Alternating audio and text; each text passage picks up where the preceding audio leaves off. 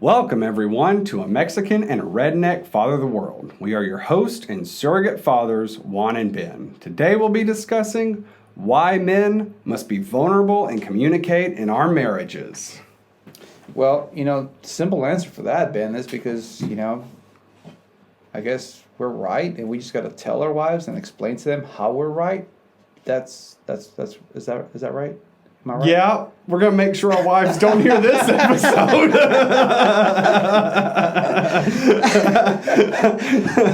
It's our duty to let them know. I am completely joking about that. Even though I do struggle with that. I struggle with that completely. That is one of the things that I do struggle with a lot.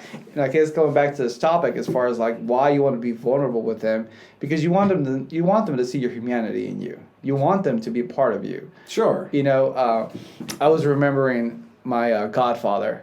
He's my white dad. Okay, great guy. I love this guy. White dad. Yeah, I do. I have a white dad. I have my regular Mexican dad who teaches me how to be a Mexican, and I have my white dad who's been amazing. Shout out to my white dad, Larry. Love you. Just amazing man. He explained to me when I first got married, as far as like he was going through they were having some marriage issues and stuff like that, and he explained it using Beauty and the Beast. Far as like, have you ever seen the movie Beauty and the Beast? The kids movie. Yeah, the kids movie. Yeah. As far as like, he explained it to me like, this is how men are, this is how women are. Yeah. Men, we're the beast. Sure. We have rules. We have, hey, this is the way we're going to do things. Hey, the West Wing, don't go in the West Wing. If you don't go in the West Wing, everything's going to be just fine. Yeah. Women are like, they're curiosity minded. They're like, well, what are you hiding in the West Wing? What's in there? Let me go in there. Oh, you're not looking. Let me peek in there. And then the beast is forced to be vulnerable with Belle. And then that just explodes and turns into this big chaos where she runs away out into the woods. And then what happens? She gets attacked by wolves. So then what happens? The beast goes out to rescue her and he almost dies. So then they come back inside and you have the scene where Belle is taking care of the beast, trying to heal him up. It's like, why did you go in the West Wing? Well, I was just curious. What? And then it's like, and she's blaming him. And she's blaming him for like, well, if you would have just let me go in there, you wouldn't be hurt right now. So that's why we need to be vulnerable with our wives. Because if we're just vulnerable with them, we won't get hurt. I'm going to go home and watch that movie now. I have 2 daughters, and we will be watching that later today. You need to watch it from that perspective. You're like, this is explaining how men think, and this is explaining how women think. Yeah. Have you ever thought about it like that? No. Does that make sense? This is news to me, but Yeah. I like it. It's a new perspective. Yeah, I told them, I was like, Larry, you need to write a book about this. So hopefully one day he will, and if not, maybe I will. Ruh-roh.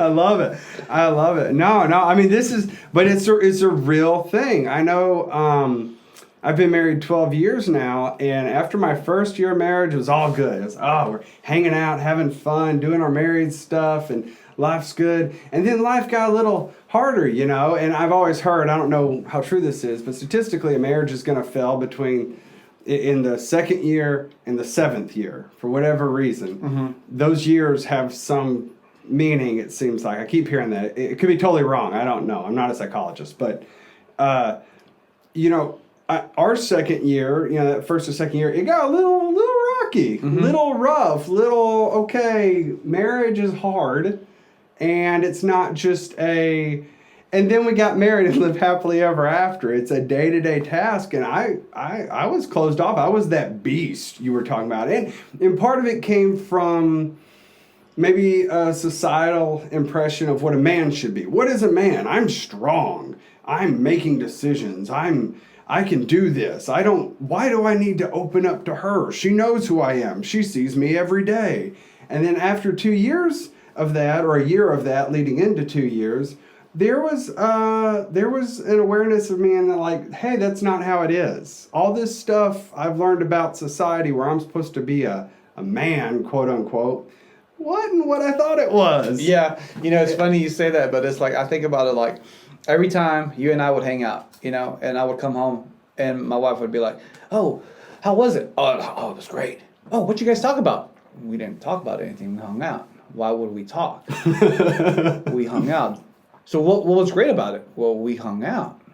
Well, what did y'all talk about? Nothing. Well, how's his family doing? I have no idea. You know, They were there. yeah, I guess they're fine. I mean, they were all healthy and alive and walking. Nobody had a cast. So it breaks the differences. You know, when two women get together, it's like they talk about their family, they talk about their everything. They talk. Oh, yeah. And then she comes back home to me and she tells me what they talked about. And I'm like, oh, that's really interesting.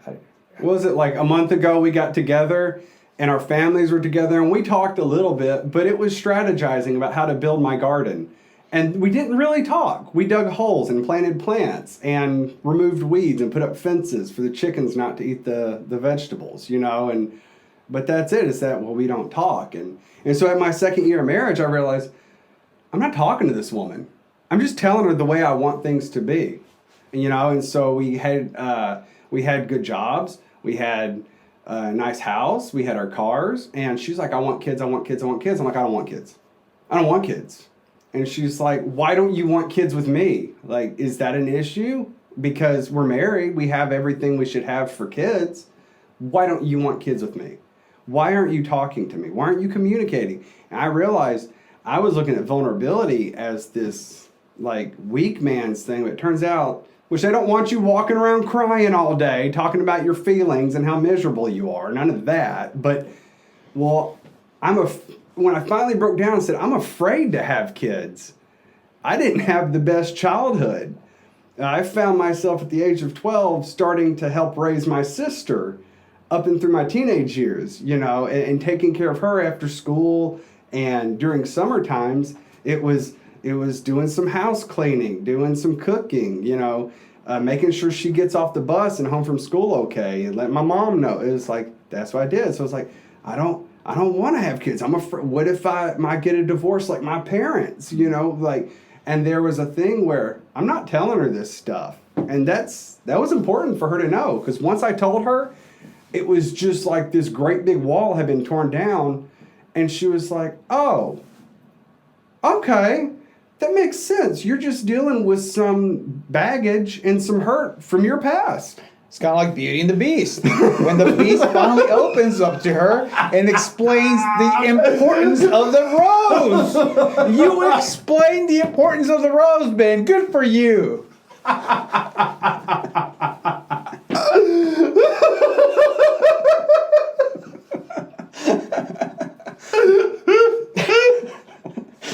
So, you know, it's funny you talk about this.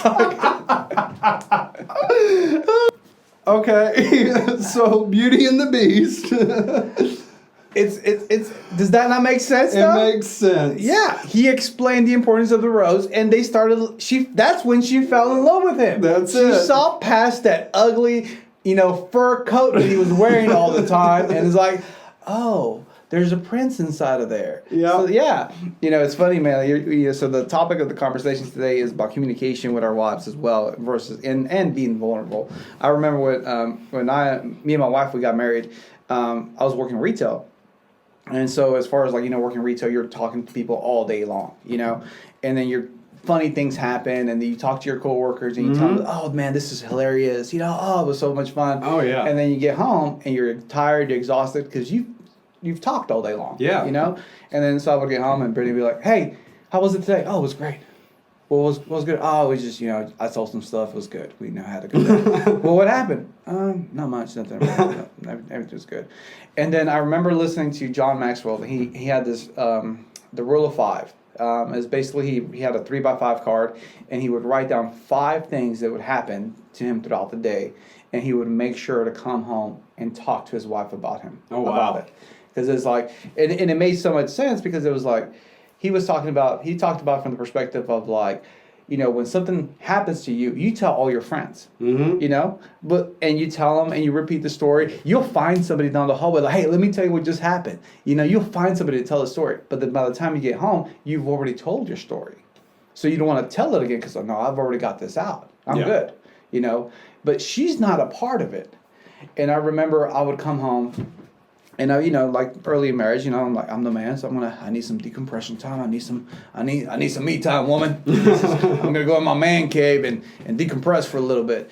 And then she would just kind of sit there and wait, and we could go to bed, and it'd be like 1 o'clock in the morning. Well, she would explode because she had been waiting and waiting and waiting, and I never gave her that avenue for her to communicate with me to open up. Oh, man. And then we're having those conversations at 1 o'clock in the morning. I'm like, you wait till 1 o'clock in the morning to tell me this? Why didn't you tell me this when I got home? And she's like, well, I was trying to give you some space. And I was like, well, now you're taking my sleep away, woman. It was great. I'm sure nobody else has had that problem happen. But it was learning that process of like opening up, of coming home and, making my drive time that quiet time. Yeah. And then coming home and realizing I'm still working. Yeah. I'm still working. I'm done with my paying job. Now I'm working my family job. Yeah. And it's like, I have to be able to communicate and develop this relationship with her. And it's been amazing. Obviously I'm still working at it, still failing. Sure. We still have arguments and discussions and sometimes yelling, but there's less breaking of stuff. Yeah. Yeah. It's great. We were never breakers of stuff, and we're not really yellers, but there were, heated discussions, and we had to learn to work through that and learn each other. And the thing is, when a woman marries you, there's something about you that she's drawn to. She wants to know about your rose, the beast rose. She wants to know what's behind that curtain, and she's marrying you to find it out. And a lot of people think, well, men are simple. I got my hobbies, I got my job, I got food, and I got my woman. I don't know what more I need, and it's like, well, there's a lot going on under the surface, whether men like to admit it or not. We're still people too. We just don't wear all of our emotions out in the open. We don't show them to everybody all the time. And it's that calculated, okay, let me give her some of me. Let me explain to her what's going on behind the curtain, why I am the way I am. Tell her a good memory, but tell her a bad memory. You don't always have to be the hero. Sometimes you can be the victim. Don't be the victim mentality person either. Don't do that. But, let her see why you are the way you are, because she's on a journey with you to discover who you are and to learn more about herself, That's... it's funny, but you're absolutely right about that. But it's funny, I always think about like the fairy tale stories and obviously the kids movies, stuff like that. You got the Prince Charming and the woman, stuff like that. And you always see the end. They ride happily ever after into the sunset. But then the next day they wake up and, the guy realizes, like, oh my gosh, you got really stinky breath. Oh, your makeup. You're not wearing any makeup. You look, it's like, so this battle consumes. And then the woman in that scenario, the princess in that scenario, is like, she wakes up and is like, wow, you fought for me yesterday. Are you willing to fight for me today? Oh, yeah. Oh, you almost died for me yesterday, but are you willing to die for me today? And it's almost... For me, it was kind of like, I remember going through that initially in our marriage, and it was very frustrating, because when that question came up, and it wasn't like, she wasn't actually asking, hey, are you actually willing to die for me today? But it was her actions, kind of like she saw during our dating experience how I pursued her, how I chased after her, how I was willing to be vulnerable with her. That was your fight. That was every my fight. day. I was fighting, and I was like, man, I want this woman. You sent them flowers to her. Yeah. You showed up on time for the date. You opened the car door. You're fighting, man. That's a fight. Yeah, as a man, you're going through that chase, and you're going through that, like, man, it's exciting because you're fighting for her. Because she's not your wife yet. And there's that chance that some other guy can come and take her away from you. Yep. But you're like, I'm going to fight for her. But then once you get her, you forget, like, she's mine.